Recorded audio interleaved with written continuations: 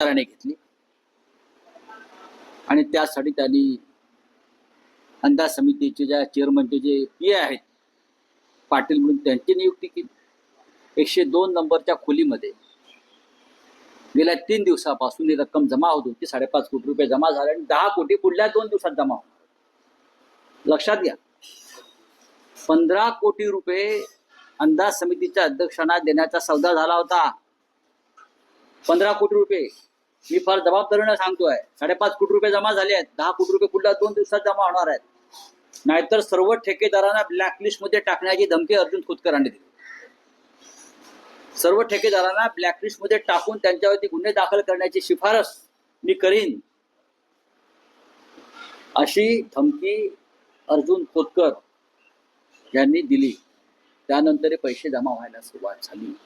पढ़ते रहिए fight against criminal daily newspaper.